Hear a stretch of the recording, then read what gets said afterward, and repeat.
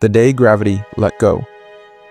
No one noticed what's gravity, and how does it let go, and no one knows. Gravity is the force that pulls anything with mass toward anything else with mass.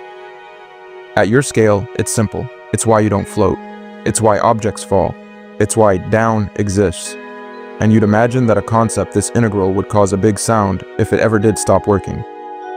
You're asking, how could gravity let go? And no one notice? Short answer, it wouldn't happen suddenly. If it did, everything would go into chaos instantly. But if it changed slowly, below the brain's detection threshold, it becomes a psychological problem, not just a physical one. If gravity weakened by, say, 0.001% per day, every change would fall inside your brain's acceptable error margin. So instead of saying, gravity is changing, your brain says, I'm a bit tired. That felt off. Must be nothing.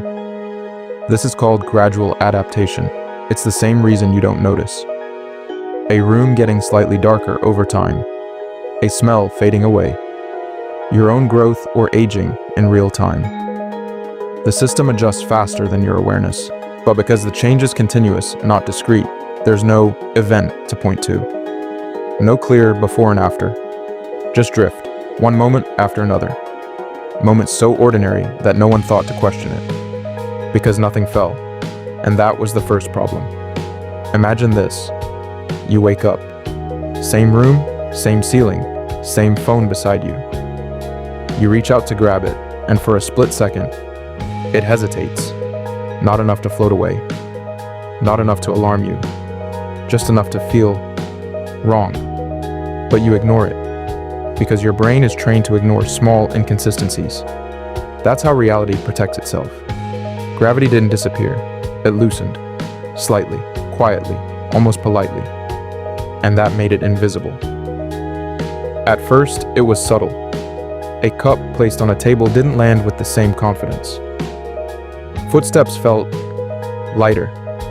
Not in a good way. In a way your body couldn't quite measure. Athletes noticed it first. Jump heights increased, but unpredictably. A professional basketball player goes for a routine dunk and hits the backboard too hard, too fast, too high. They laugh it off. Adrenaline, they say. But adrenaline doesn't rewrite physics. Now think about it. Gravity isn't just what keeps you on the ground. It's what defines down. It's what gives weight to your body, to your blood, to your thoughts. Yes, even your thoughts. Inside your body, everything is calibrated to gravity. Your heart pumps with it in mind. Your inner ear balances because of it. Your brain predicts motion based on it.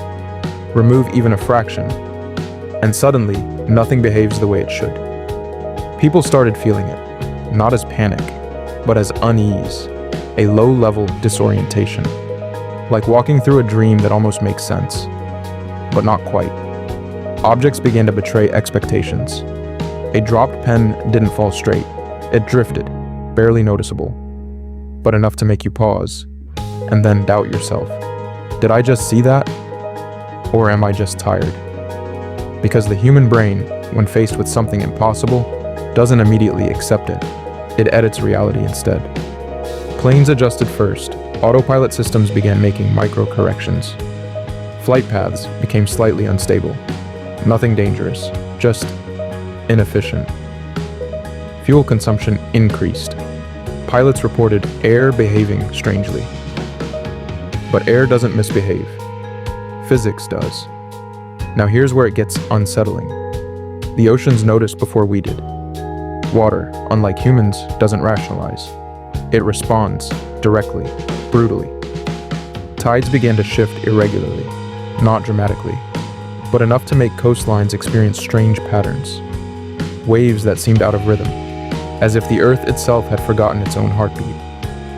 Scientists ran simulations, rechecked constants, recalibrated instruments, and everything came back clean, because the change was too small to trigger alarms, but too large to ignore forever. This is the paradox. If something breaks slowly enough, it doesn't look like breaking. It looks like noise, like error, like coincidence. And the human mind, is built to dismiss coincidence. Days passed, then weeks, and gravity continued to loosen, not disappear. Just weaken its grip.